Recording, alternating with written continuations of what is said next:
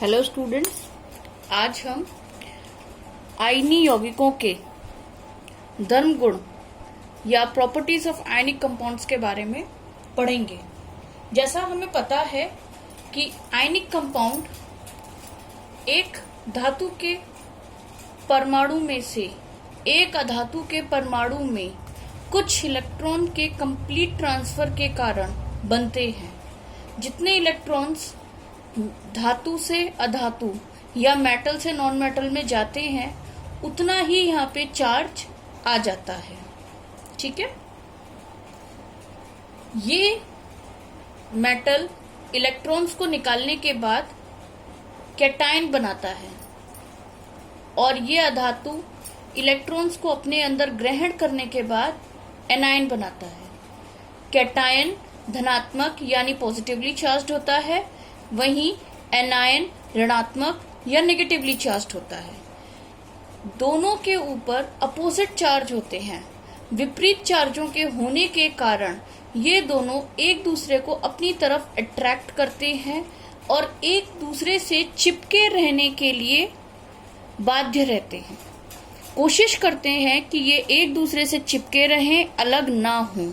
और एक के ऊपर पॉजिटिव चार्ज है, दूसरे के ऊपर नेगेटिव चार्ज है और हमें पता है कि विपरीत आवेश एक दूसरे को अपनी ओर प्रबलता से आकर्षित करते हैं। यानी जितना ज्यादा ये चार्ज उतना ही ज्यादा अट्रैक्टिव फोर्सेस और उतने ही ज्यादा electrostatic forces of attraction. Inter ionic attraction, inter का मतलब बीच में, आयनिक मतलब दो अलग अलग आयंस में और अट्रैक्शन का मतलब जुड़ाव। तो जितना ज्यादा यहाँ पे चार्ज होगा उतना ही यहाँ पर इंटर आयनिक अट्रैक्शन होगा और उतनी ही मुश्किल से वो बॉन्ड टूटेगा। तो ये बेसिक चीज थी।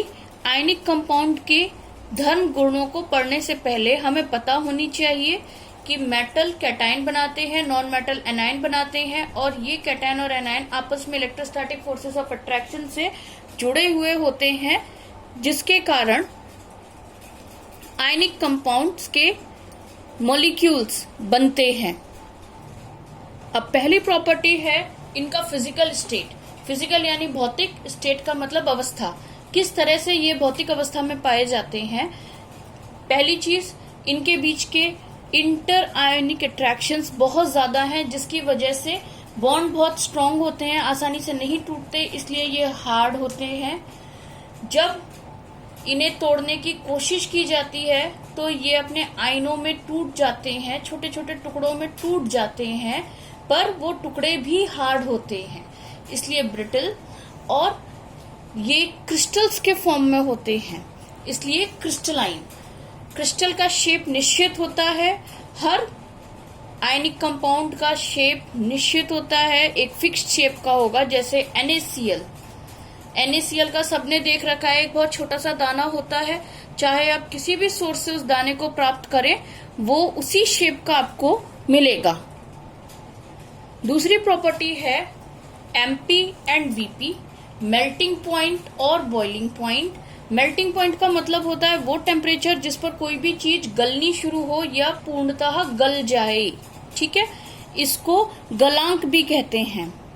बॉइलिंग पॉइंट वो टेम्परेचर है जिस पर गली हुई चीज जो लिक्विड स्टेट में है वो अपने उस स्टेट से वेपर फॉर्म में कन्वर्ट हो, इसे क्वथनांक भी कहते हैं। यानी मेल्टिंग पॉइंट में सॉलिड टू लिक्विड स्टेट का ट्रांसफॉर्मेशन है और बॉइलिंग पॉइंट में लिक्विड टू गैस स्टेट का। अब हम ये ऑलरेडी जानते हैं कि इनमें इंटर आयनिक अट्रैक्टिव फोर्सेस बहुत स्ट्रांग हैं, इसी के कारण इनके MP और BP हाई हैं, क्योंकि बॉन्ड्स इजीली नहीं टूटते। हमें ज्यादा एनर्जी की जरूरत होती है उन बॉन्ड्स को थोड़ा सा तोड़ने के लिए, और उसके बाद और एनर्जी की जरूरत होती है उन बॉन्ड्स को पूरी तरह तोड़कर वेपर फेस में आने के लिए। अगली प्रॉपर्टी है सॉल्युबिलिटी। तो ये पोलर सॉल्वेंट्स में सॉल्युबल होते हैं। पोलर सॉल्वेंट्स क्या होते हैं? वो सॉल्वेंट्स जिनमें एक पॉजिटिव एंड होता है और एक नेगेटिव एंड होता है, उसमें ये सॉल्युबल होते हैं। क्यों? क्योंकि अगर मैं कोई भी आयनिक कंपाउंड लूं जैसे NaCl, तो Na के ऊपर पॉजिटिव है, Cl के ऊपर नेगेटिव है, तो इसे घोलने के लिए एक पोलर सॉल्वेंट चाहिए, जैसे पानी HOH। O के ऊपर नेगेटिव है, H के ऊपर पॉजिटिव है। ये पॉजिटिव पोर्शन HCl के पास अट्रैक्ट होते हैं और ये OH वाला जो पोर्शन है ये इस Na पर अट्रैक्ट होता है। इसी वजह से ये टूट करके, ये घुल करके HCl और NaOH की फॉर्मेशन करने की कोशिश करते हैं या फिर घुल जाते हैं।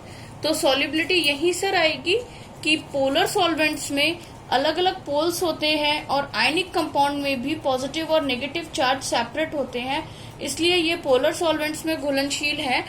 और नॉन पोलर सॉल्वेंट्स जैसे बेंजीन, कार्बन टेट्राक्लोराइड, इथेनॉल, इन सब में ये सॉल्युबल नहीं होते। और हमारी लास्ट प्रॉपर्टी है इलेक्ट्रिकल कंडक्टिविटी। तो ionic compounds are conducting in nature. क्यों?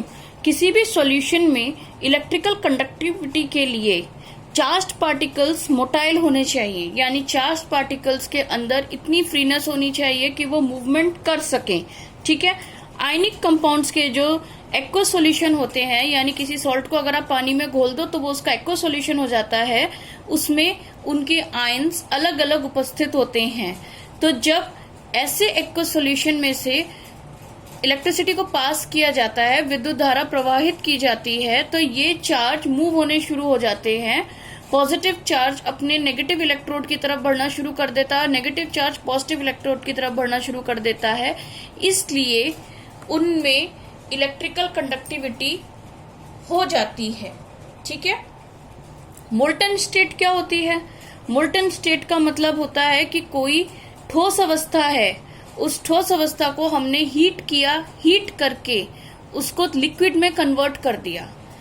फॉर एग्जाम्पल, एक्वा सॉल्यूशन का मतलब है मैंने NaCl लिया, यानी कि सादा नमक लिया, उसको पानी में घोल दिया, वो उसका एक्वा सॉल्यूशन है। लेकिन मोल्टन स्टेट बनाने के लिए मैंने NaCl लिया, यानी नमक लिया, उसको एक कढ़ाई में डाला और नीचे से बिना पानी डाले उसे गर्म करना शुरू कर दिया, तो वो उसका एक्वा सॉल्यूशन होगा, वो मोल्टन सॉल्यूशन। मोल्टन सॉल्यूशन बनाने के लिए हमें बाहर से हीट देने की जरूरत होती है। जब हम उसे बाहर से ऊर्जा देते हैं तो बॉन्ड्स टूट जाते हैं। अगर आप सोचिए, Na पॉजिटिव है और Cl नेगेटिव है, इनको मैंने कढ़ाई में डाल के हीट किया, तो इनके बीच का जो अट्रैक्टिव फोर्सेस हैं वो खत्म हो जाएंगे और मेरे पास Na पॉजिटिव अलग आ जाएगा और Cl नेगेटिव अलग आ जाएगा।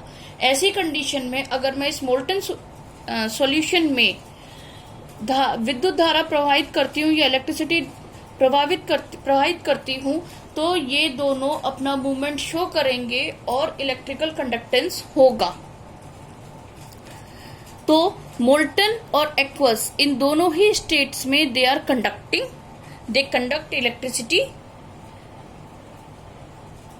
ये आपकी मेन 4 प्रॉपर्टीज हैं जो आपको फिलहाल करनी है।